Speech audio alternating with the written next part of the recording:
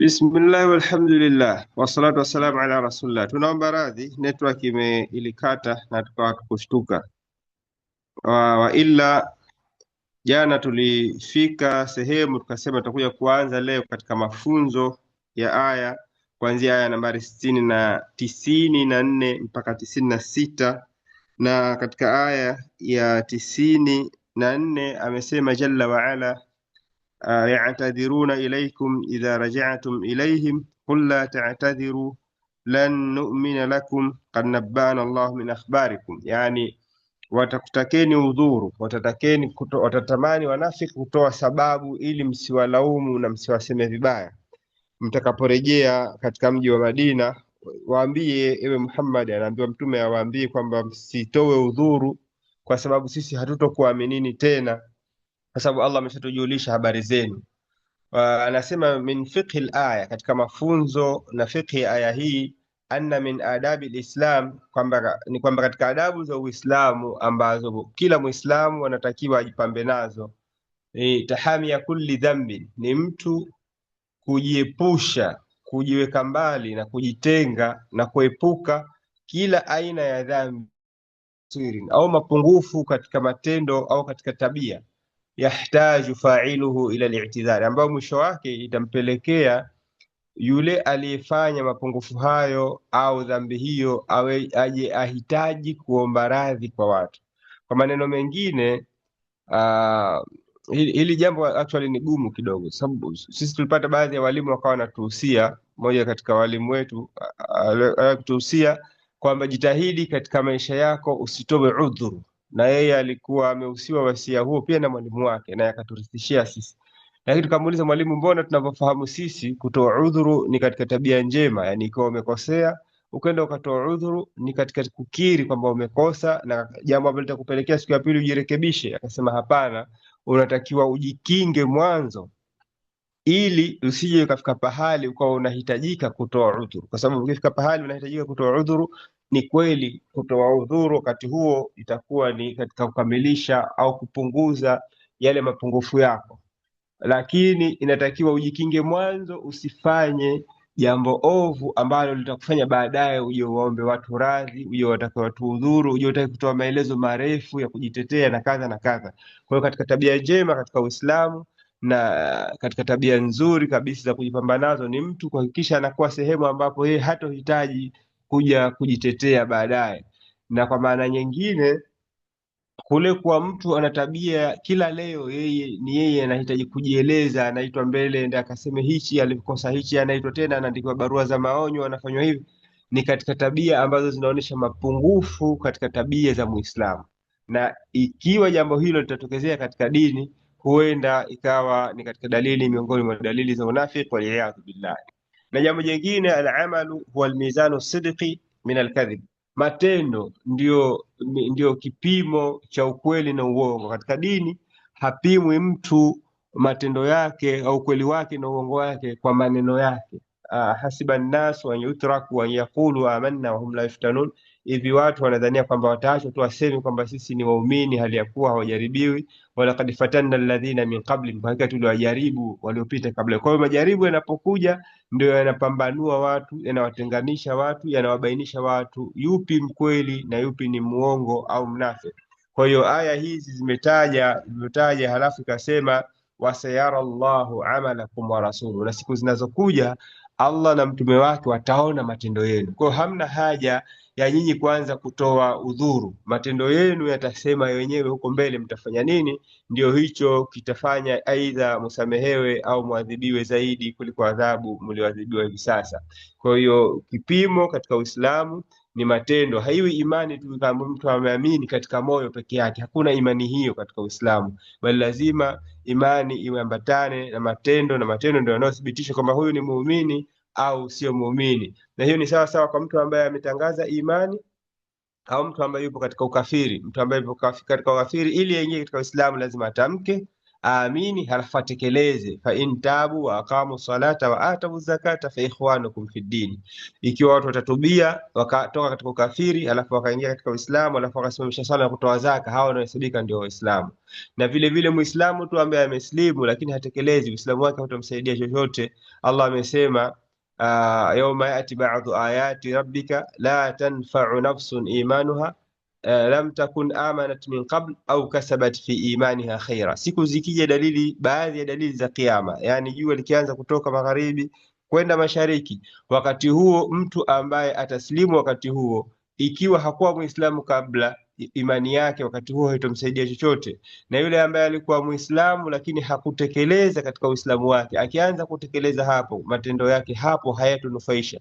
Hii aya inaonyesha wazi wazi kwamba imani tu ya mtu kuwa ni Muislamu lakini hana matendo haimsaidii chochote. Kwa ukweli na uongo ni upo katika matendo.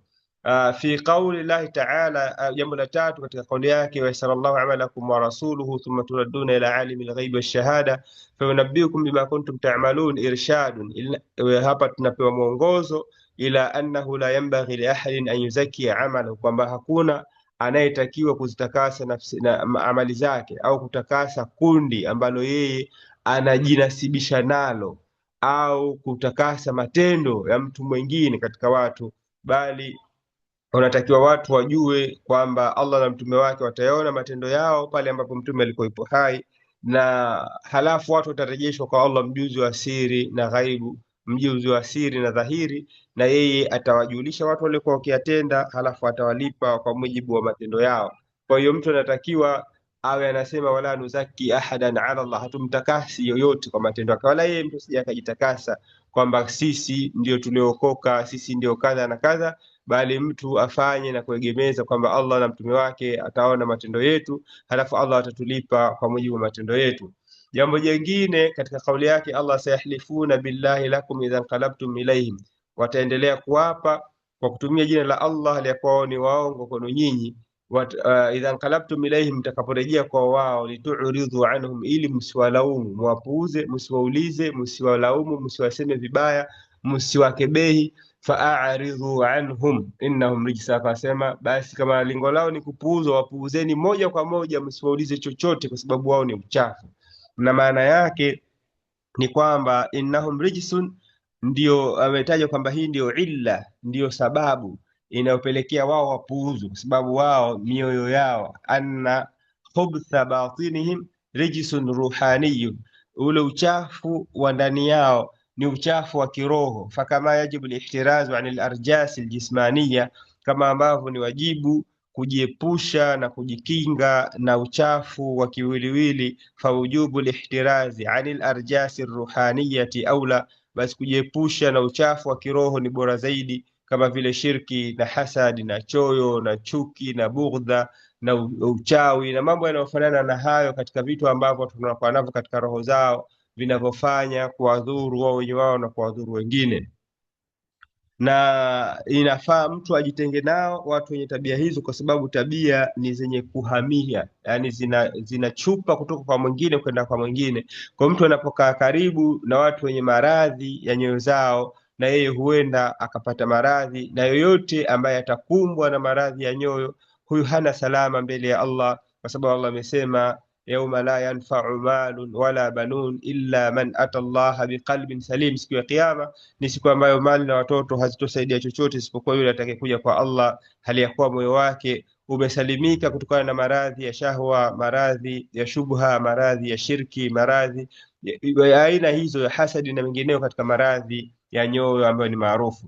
Na la mwisho katika mafunzo kwa leo, qala Allah ta'ala, yahlifuna lakum, watakuapieni, litardhu anhum, ili muwaridhie, fa in tardhu anhum, kwenye mtawaridhia, fa inna Allah la yarda anil qawmi alfasiqin, Allah hawaridhii watu wanaotenda maovu waliotoka katika taa.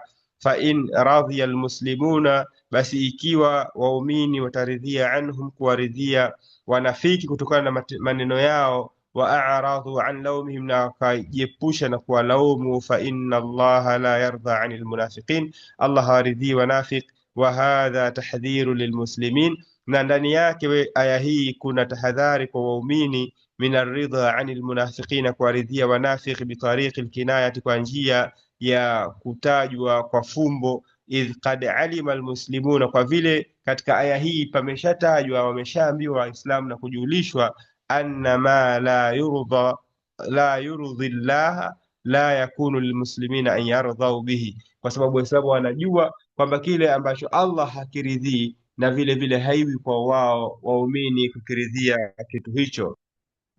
Katika aya ambazo leo tunaanza nazo kuanzia aya nambari 99, kuanzia aya nambari 99, kauli yake tabaraka wa taala baada a'udhu billahi minash shaitani rrajim, wa minal a'rabi, na miongoni mwa mabedui wa shamba, wa minal a'rabi, na wapo miongoni mwa Waarabu wa shamba, man yu'minu billahi wal yawmil akhir, ambao wanamwamini Allah na siku ya mwisho, wayattakhidhu ma yunfiqu qurbatin inda Allahi wa salawati rasul, na wanayafanya yale ambayo wanayatoa kwa ajili ya Allah.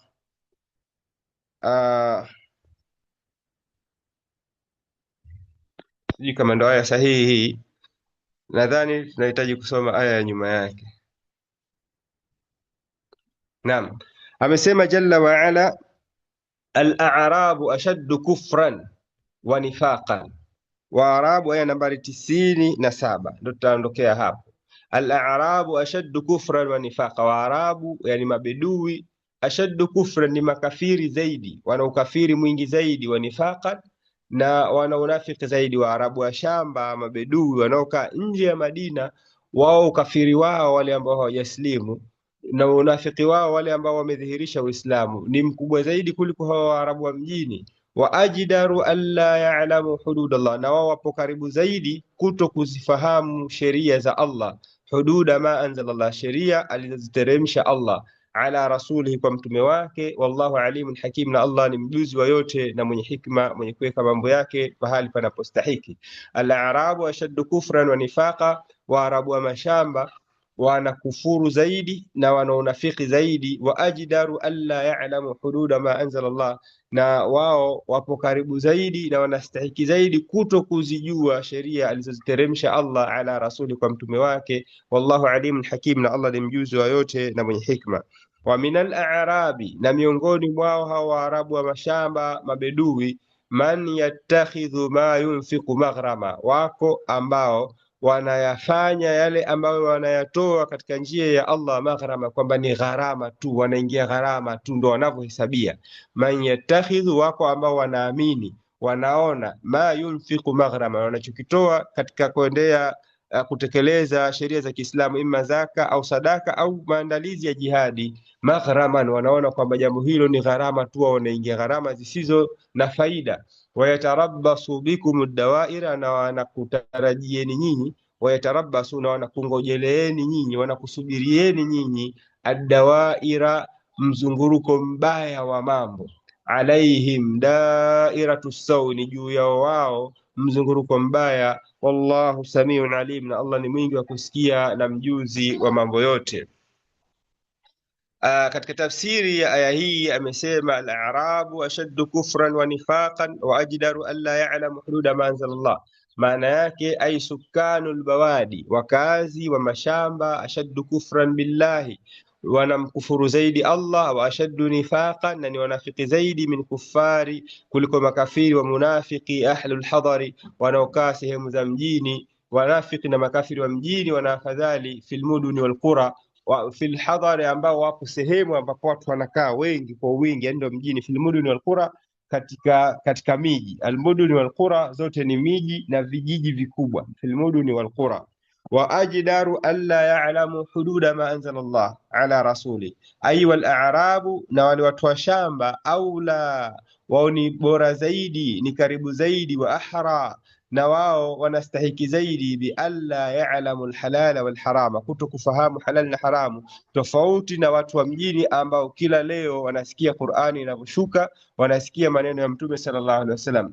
Washarai, na ni karibu zaidi wao kuto kujua sheria, allati anzalaha Allahu ala rasulihi Muhammadin, ambazo ameziteremsha Allah kwa mtume wake Muhammad alayhi salatu wassalam. wallahu alimun hakim, na Allah ni mjuzi wa mambo yote na mwenye hikma, mwenye kuweka kila jambo mahali panapostahiki. Wallahu alimun bi khalqihi, na Allah ni mjuzi kwa viumbe wake. La yakhfa alayhi shay'un min ahwalihim, hakuna kinachojificha chochote katika hali zao. Fayalamu munafiqahum, Allah anafahamu wanafiki miongoni mwao, wakafirahum, na makafiri miongoni mwao. Wayalamu man yastahiqu an yuallimahu minhum alilma waliman, na Allah anafahamu ni nani kati yao anapaswa na anastahiki kufundishwa miongoni mwao elimu na imani, mimman la yastahiqu, kuliko yule ambaye hastahiki hivyo. Kaulaika al-a'rabi, kama hao watu wa mashamba. Hakimu, na Allah ni mwenye hikma, fi tadbiri khalqihi, katika kuendesha viumbe wake, wa mujazati, na kuwalipa. Fayadha'u kulla shay'in fi mawdhi'ihi al-la'iq bihi, huweka kila kitu sehemu ambapo kinastahili kitu hicho kuwekwa. Wa minal a'rabi, na wapo miongoni mwa watu wa Waarabu wa shamba, man, ambao yattakhidhu ma yunfiqu maghraman, huona kutoa katika njia ya Allah, huchukulia kile wanachokitoa katika njia ya Allah kwamba ni kugharamika kutupu, kusiko na malipo, kusiko na faida. Ai wa min sukani albawadi, miongoni mwa mabedui, man yauddu, wapo wanaohesabu, ma yunfiquhu, yale wanayoyatoa, fil khairi, katika khairi, ghurman, ni gharama za bure, wa naqsan, na ni mapungufu, wa khasaratan, na hasara. Mali zao wanaona zinapungua, wanapata hasara katika mitaji yao, na wanagharamika bure. Fayunfiqu ma yunfiqu mukrahan, kwa hiyo hutoa kile wanachokitoa hali ya kuwa wanachukia. La yarju thawabahu inda Allahi ta'ala, pale wakati wanapotoa mabedui hao huwa hawatarajii chochote mbele ya Allah subhanahu wa ta'ala. Wayatarabbasu bikum ad-dawair, na wanatarajia mpatwe na matatizo, wanatarajia mpatwe na matatizo. Maana yake wa min al-a'rabi, na miongoni mwa watu wa shamba katika Waarabu, man yantadhiru an tahulla bikum, wapo ambao wanatarajia ikufikieni nyinyi, ayuha almuslimun, enyi waumini, almasaiba, matatizo ya kufikieni, matatizo, wal ikhtilal al-umuri, na mambo yenu yavurugike, yasipangike, wa ghalabat al-a'da'i alaykum, na wanakusubirieni vile vile mushindwe na maadui dhidi yenu. Allah anasema miongoni mwa Waarabu wenye tabia hizo mbaya, alaihim dairatu saw, kugeuka mambo kubaya kutakuwa juu yao wao. Alaihim ni juu yao wao, dairatu sawi, kugeuka kwa mambo katika hali mbaya kabisa. Jaala Allahu, maana yake Allah amefanya, ala al-a'rabi al-munafiqina, kwa wale mabedui wa shamba ambao na wao ni wanafiki, wahdahum, peke yao, al-masaibi, matatizo, allati tasuuhum, ambayo yatawakera, watufsidu umurahum, yataharibu mambo yao. La alaikum ayuha almu'minun, wala si kwenu nyinyi waumini, kwa sababu waumini wapo katika kulindwa na Allah subhanahu wa ta'ala, na waumini wameandikiwa izza. Walillahi al-izzatu walirasulihi walilmu'minin walakinna almunafiqina la ya'lamun, wa Allah ameandika kwamba ushindi ni kwake yeye na mtume wake na kwa waumini, lakini wanafiki hawajui hivyo. Kataballahu la aghlibanna ana wa rusuli, Allah ameandika kwamba mimi nitashinda, mimi na mitume yangu, miaka yote na mara zote, vyovyote itakapokuwa. Ushindi wa mwisho kabisa na wa kudumu ni wa Allah na mtume wake, hata kama wanafiki hawajui jambo hilo. Kama qala ta'ala, kama ambavyo Allah amesema pahali pengine, wayuadhiba almunafiqina walmunafiqati, Allah atawaadhibu wanafiki wa kiume na wa kike, walmushrikina walmushrikati, na washirikina wa kiume na washirikina wa kike, adhannina billahi dhanna sawa, ambao hao wote humdhania Allah dhana mbaya. Yani katika kitu ambacho wanashirikiana wanafiki na washirikina ni kumdhania Allah dhana mbaya, kwamba hatomnusuru mtume wake, kwamba dini yake haitoshinda, kwamba jambo lake halitofikia mwisho, litakatika katikati, na kadha na kadha, katika dhana mbaya ambazo washirikina na wanafiki wanamdhania Allah subhanahu wa ta'ala. Alaihim dairatu saud, mfano aya hii, juu yao hawa ni mzunguruko wa mambo mabaya. Mambo yatazunguruka yawafikishe pahali wapate hasara, wapate kuharibikiwa na mambo yao yasinyooke. Wa ghadhiba Allahu alaihim, na Allah amewakasirikia, wa la'anahum, na amewaeka mbali na rehema zake, wa adda lahum, na amewaandalia kwa ajili yao jahannama, moto wa jahannam, wasaat masira, na ni mabaya mno mafikio katika moto huo wa Jahannam. Akamalizia Allah jalla wa ala katika aya hii akasema, wallahu samiun alim, na Allah ni mwenye kusikia yote na mjuzi wa yote. Ai wallahu samiun, Allah ni mwingi wa kusikia, li aqwali ibadi, maneno ya waja wake, min al-a'rabi al-munafiqina wa ghairihim, miongoni mwa Waarabu wa shamba wanafik na wengineo wasiokuwa wao. Alimun, na Allah ni mjuzi, bibawatinihim, kwa mambo yao ya siri, alaihim alimun bitadbirihim, Allah ni mjuzi wa namna ya kuendesha mambo yao. Wa biman yastahiqu minhum an-nasra, na nani katika wao anastahiki kupewa ushindi. Wa man yastahiqu al-khidlani, na nani anastahiki adhalilishwe na Allah subhanahu wa ta'ala. Katika mafunzo ya aya hizi mbili, ya kwanza al-a'rabu ashaddu kufran nifaqan, mpaka mwisho wa aya hiyo, kuna ndani yake fadilatul ilm. Aliposema Allah alla ya'lamu, hawa Waarabu ambao wanakafiri zaidi na unafiki zaidi, wa ajdaru alla ya'lamu, kilichofanya wao wafanye hivyo ni ujinga wao. Kwa kuna namna fulani ya ujinga wa shamba, kwa sababu ya vile mtu kukaa shamba, ule ujinga unakuwa unamvaa, hastaarabiki, ana kilema fulani hivi kwa sababu ya kukaa kwake shamba sana. Hii inaweza kufahamika kwa watu ambao wametangamaa na watu wa makabila hayo ambayo yanajitenga, makabila ya wafugaji, makabila ya watu ambao ni wawindaji, makabila ya watu ambao wanajiweka ndani huko maporini, wakija huku mjini, namna ambavyo hawana ustaarabu, hawawezi kuamiliana vyema na watu kwa sababu ya ujinga wa asili wa watu kukaa shamba.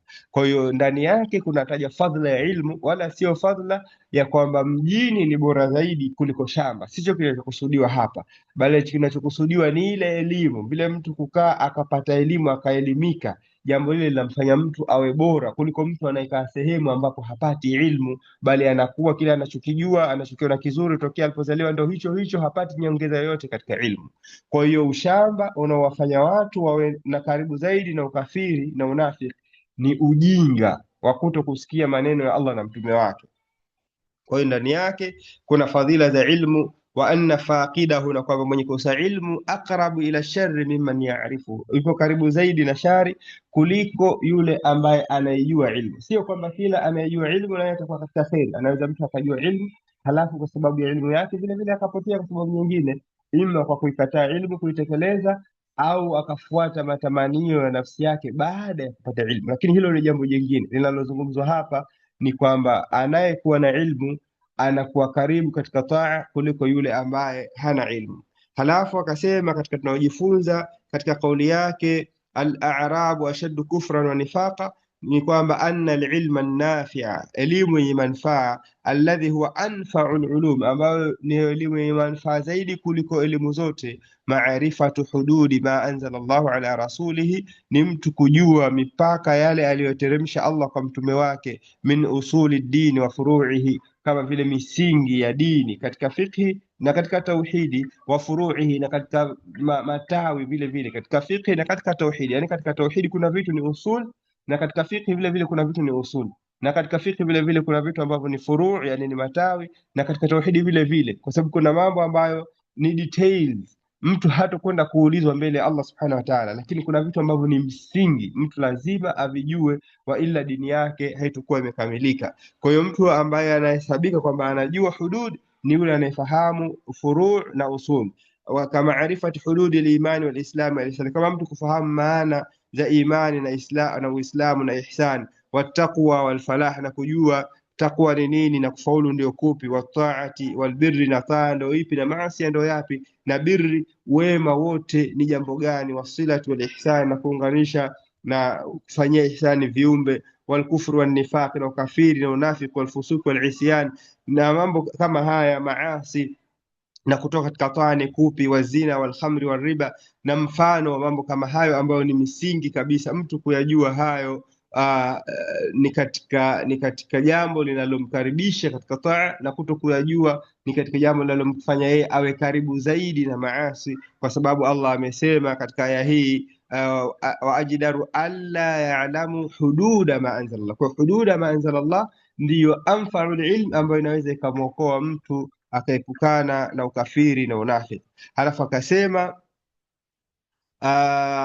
katika aya hii, lamma dhakara Allahu almunafiqina, Allah alipowataja wanafiki, alladhina ista'adhanuhu, ambao walimuomba ruhusa mtume, fi takhalluf, kwamba wasende katika jihadi, yani jihad, fi ghazwati Tabuk, katika vita vya Tabuk, wa dhammahum, na Allah baada ya kuwataja akawataja vibaya, wa haulai kanu min ahli almadina, wale walikuwa ni wale watu ambao ni wamkazi wa mjini ambao walikwenda kuomba ruhusa. Qala subhanahu, halafu Allah akageuka sasa akawasema watu ambao si watu wa Madina, al-a'rabu ashaddu kufran wa nifaqan. Hii anasema fa innal khaira kullahu aslahu wa faslahu, kwa sababu jambo la kheri lote msingi wake na mpambanuzi wake, munhasirun fil ilmi wal imani, imejikusanya katika ilmu na imani. Katika imani na ilmu ndiko ambako kuna kheri yote, na kinyume chake anayetoka katika kujifunza katika ilmu na anayetoka katika imani, mtu huyu anajikusanya katika shari. Amesema, ndio maana Allah akasema, yarfa'illahu alladhina amanu minkum,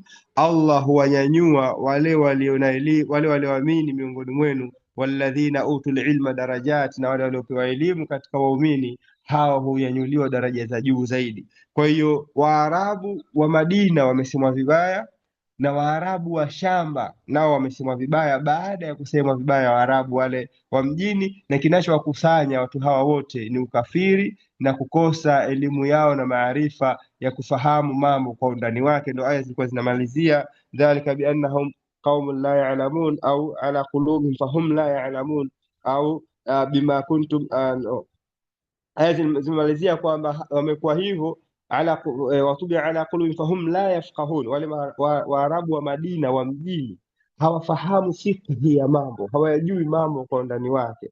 Au amesema watabaa Allah ala qulubihim fahum la ya'lamun, hawajui mambo. Ndio illa hiyo hiyo ambayo inawakusanya na Waarabu hawa wa shamba, kukosa maarifa, ndio kuna kuwafanya wao kuwapelekea katika ukafiri na ushirikina na unafiki. Halafu akasema pia vile vile Allah amesema, waqala alladhina utul ilma wal iman wa dhid al iman al kufru al dhahir wal nifaq al batin wa naqid al ilm adamu.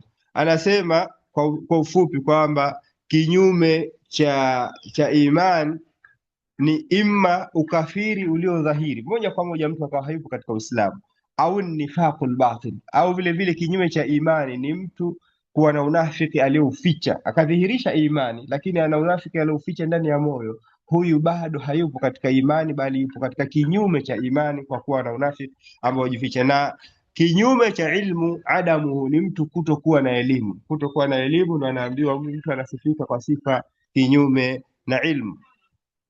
Halafu akasema Allah jalla waala, kinyume na watu hawa, wa minal a'rabi, na vile vile wapo miongoni mwa watu mabedui wa shamba. Maanake hapa idhihirike wazi kwamba shida sio tu kukaa shamba, bali shida kubwa ni imani na ilmu na matendo mema, ndio shida kubwa inayowatenganisha watu baina ya wanaoridhiwa na Allah na wale wasioridhiwa.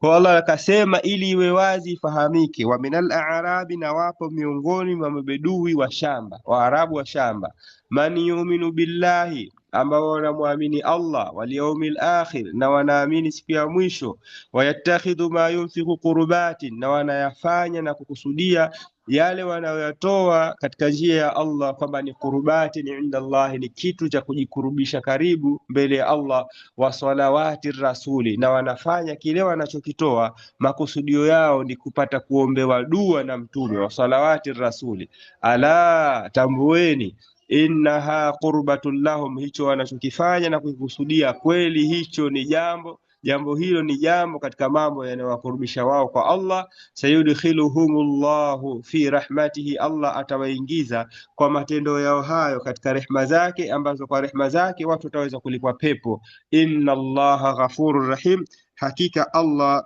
ni mwingi wa kusamehe na mwingi wa kurehemu. Wasabiquna alawwaluna, na wale wa mwanzo watangu, wale watangu wa mwanzo, alawwaluna wa mwanzo, min almuhajirina wal ansari, miongoni mwa muhajirina wakazi wa Makka waliohama kwenda Madina, wal ansari, na maansari wakazi wa Madina waliowapokea muhajirina, walladhina tabauhum, na wale waliowafuata wao hao, yani tabiina na tabiina na aimmatul huda na atba'u aimmatul huda waliokuja baada yao, kwa sharti walladhina tabauhum biihsanin, waliowafuata kwa uzuri, sio kwa uovu. Radhiyallahu anhum wa radu anhum, hao wote Allah amewaridhia na wao wamemridhia Allah. Wa a'adda lahum jannatin, na Allah ameandaa kwa ajili yao wao mabustani, tajri tahtaha al-anhar, yanayopita chini yake, yani chini ya mabustani yake na chini ya majumba yake mito, khalidina fiha, watakaokaa katika mabustani hayo milele. Dhalika khalidina fiha abada, wakae katika mabustani hayo milele. Dhalika alfawzul azim, na huko ndio kufuzu kuliko kukubwa.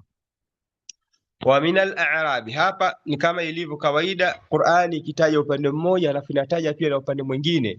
Allah akarejea kutaja kwamba hakuna chuki wala hakuna dharau wala hakuna kubezwa kwa watu wa shamba kwa mujarrad wa kukaa shamba, bali kwa matendo yao ya mioyoni na matendo yao ya viungo vyao wenyewe. Wa min al-a'rabi, na miongoni mwa Waarabu, man yu'minu billahi wal yawmil akhir, ai wa min sukani albawadi, na katika wakazi wa mashamba mabedui, man yu'minu billahi ta'ala, wapo wanaoamini Allah mtukufu, wa biyaumil qiyamati, na wapo wanaoamini siku ya kufufuliwa ya kiyama, wa ma fihi, na wanaamini aliyomo katika siku hiyo, min athawabi wal iqabi, katika malipo mazuri na adhabu.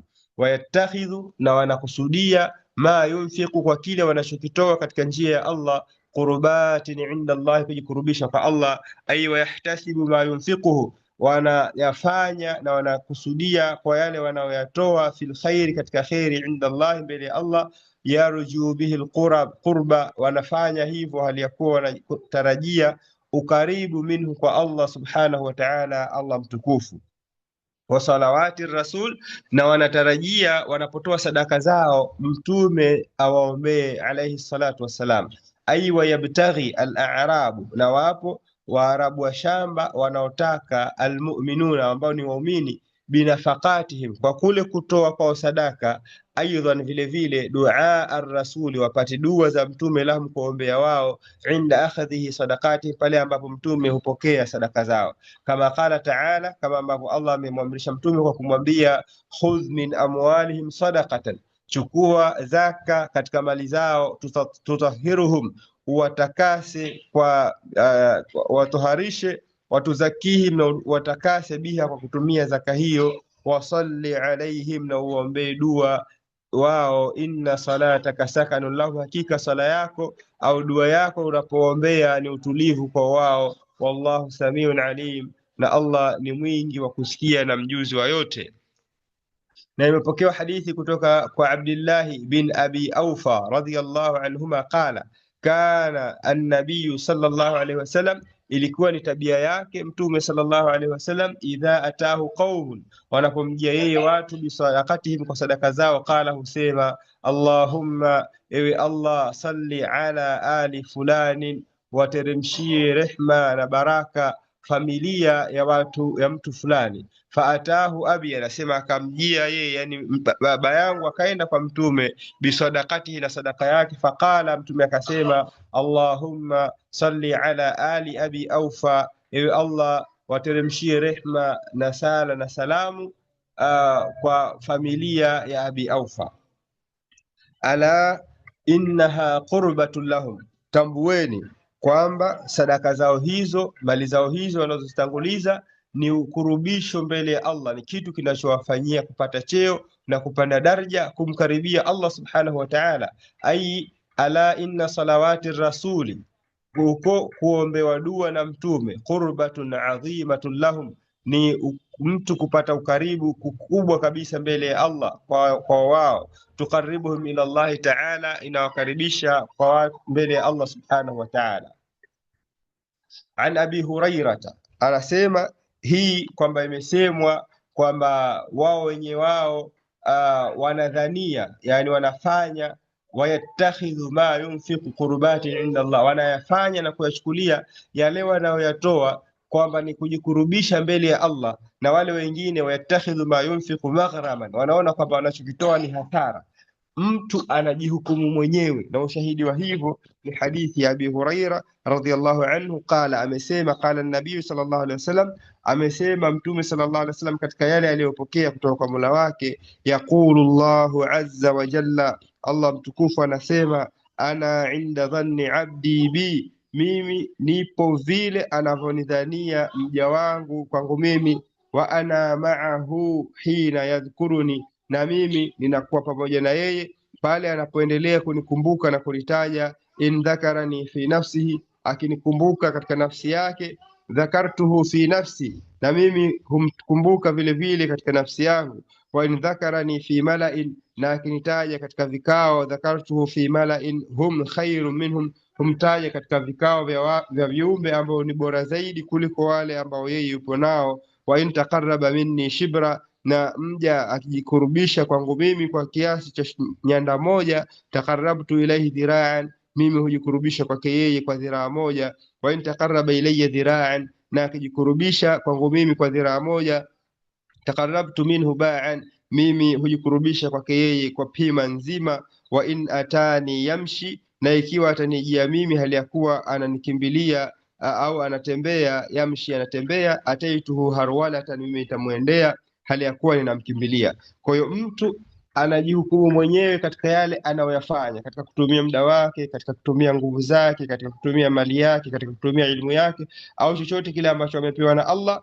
Mtu kadiri anavyodhania kwamba kile anachokifanya ni jitihada za bure, basi kweli zitakuwa za bure, na atakayedhania kwamba jambo hilo ni qurba na ni kujitafutia inda Allahi zulfa, anajitafutia cheo na ukaribu mbele ya Allah, ndiyo hivyo hivyo lile analolifanya litakuwa ni qurba na zulfa mbele ya Allah subhanahu wa ta'ala. Sayudkhiluhum Allahu fi rahmatihi, Allah atawaingiza katika rehema zake, ambazo kwa rehema hizo Allah atawaingiza katika pepo yake. Maana yake sayudkhilu Allahu haula ila araba, Allah atawaingiza Waarabu hawa wa shamba, almu'minina, ambao ni waumini, fi jumlati ibadihi, miongoni mwa waja wake, almarhumina, ambao wamerehemewa, ashabil janna, ambao ndio watu wanaostahiki kuingia katika pepo ya Allah, kama ambavyo Allah amesema katika aya nyingine, ya ayatuha nafsul mutmainna, ewe nafsi ambayo umetulizana, irjii ila rabbiki, rejea kwa Mola wako, radhiyatan, hali ya kuwa umeridhiwa,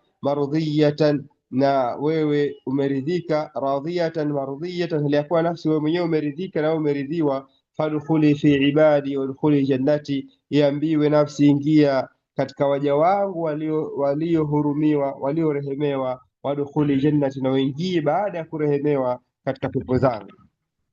Inna Allaha ghafurur rahim, hakika Allah ni mwingi wa kusamehe na mwingi wa rehma. Ay inna Allaha ghafurun, Allah ni mwingi wa kusamehe, lidhunubi, kwa madhambi yao, fayasturuha lahum, kwa hiyo Allah atayaficha madhambi hayo siku ya Kiyama, wala hatayadhihirisha. Wayatajawazu an muakhadhatin biha, na pia atayachupa, hatowaadhibu kwa madhambi hayo. Wayatajawazu an muakhadhatihim biha, atayachupa asiwapatilize na kuwaadhibu kwa makosa hayo.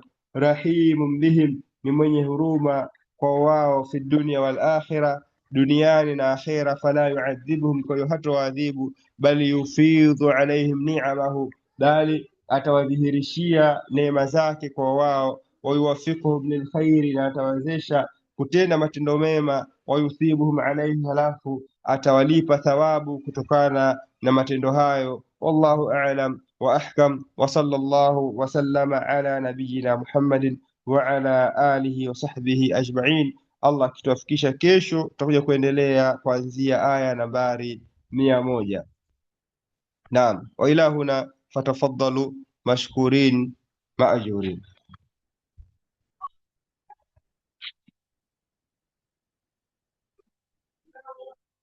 Naam mashaikh, ni wakati wenu wa kuchangia na kurekebisha, na kama kuna maswali pia.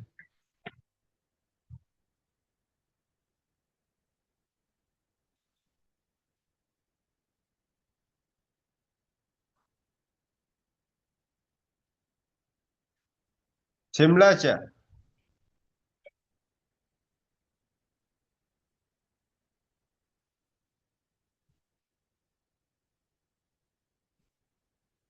kama hakuna la ziada tufikie hapo. Naam, Subhanakallahumma bihamdik. Naam, naam,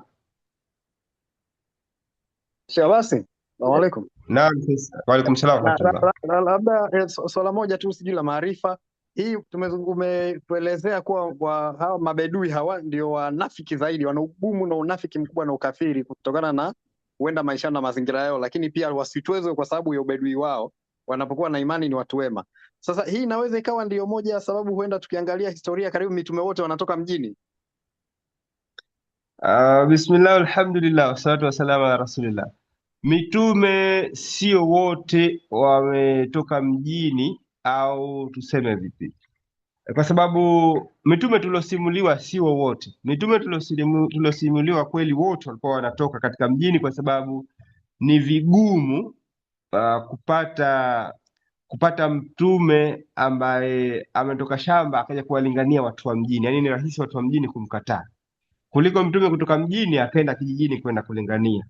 Lakini tunaye mtume ambaye ni Shuaib, ameitwa, wale watu wake wameitwa ashabul aika, watu wa vichakani, na wanasema katika tafsiri kwamba walikuwa wanaabudu pori, wanaabudu msitu, ashabul aika. Kwa hiyo inaonekana walikuwa ni washamba. Kwa hiyo tunaweza tukasema mitume wote walikuwa washamba, isipokuwa walikuwa watu wa mjini, isipokuwa Nabii Shuaib. Ingawa Nabii Shuaib pia naye zipo mbili, kuna ashabu Madian ametumwa, ambao ni watu wa mjini Madian panafahamika, halafu pia akatumwa kwa ashabul aika. Baadhi ya watu wanasema alitumwa kwa ashabul Madian, halafu walipofariki ndio wakatumwa kule, na kwa sababu pia Allah hajataja pale popote kwamba wale ashabul aika ni ndugu zake, lakini ametajwa wa ila Madian akhahum Shuaiba, kwa watu wa Madian Mm. ndugu yao Shuaib. Kwa inaonekana naye pia alikuwa wa mjini, lakini pia alitumwa kule shamba.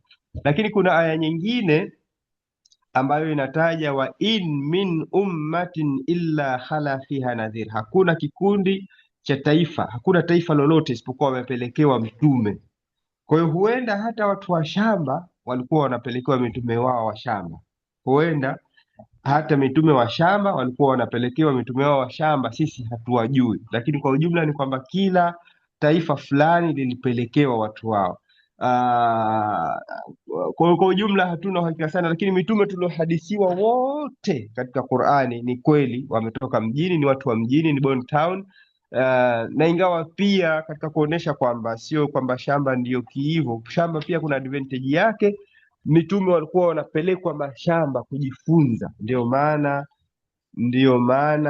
Mtume sasa alikwenda kujifunza lugha shamba utotoni, ndio ilikuwa kawaida ya Waarabu. Unapelekwa shamba ili ukianza kusema useme kishamba, useme maneno yale ya shamba, ujue ile lugha ya shamba, kwa sababu lugha hasa ipo kule, kwa sababu ya kule kutokuathiriwa na lugha nyingine na mchanganyiko na vitu vingine. Kule lugha inahifadhika na inakuwa vizuri zaidi kuliko mjini. Kwa hiyo mitume wapo walikuwa wanapelekwa katika nyakati fulani fulani kwenda kujifunza vitu vingine shamba shamba.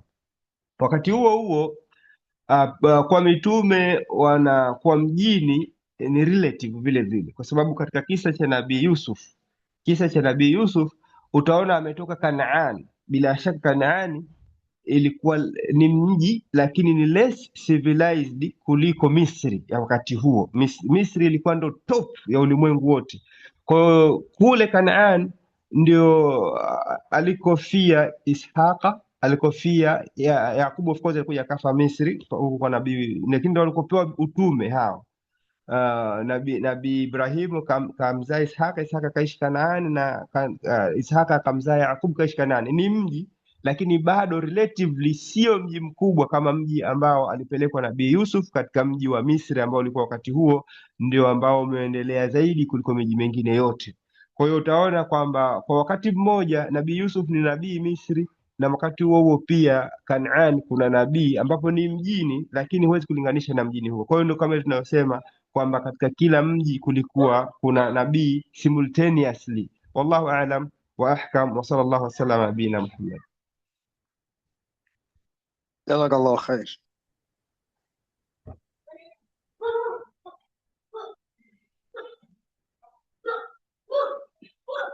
Naam, Shemlacha, mchango wako uliyeyuka, tunakusubiri. Naam, assalamu alaikum. Wa alaikum salam wa rahmatullah. Naam. Mimi nilikuwa sina neno, maana baada ya kuna watu wamekaa kimya na alivyoniita nikasema at least nisalimie peke yake. Tunashukuru kwa kukusikia. Khairan. Nashukuru. Basi nadhani kama hakuna mpya na dakika zimekwenda, subhanaka Allahumma bihamdika nashhadu an la ilaha illa anta Shukran. nastaghfiruka wa natubu ilaik. Wa sallallahu alaihi wa sallam ala Muhammad wa ala alihi wa sahbihi wasallam.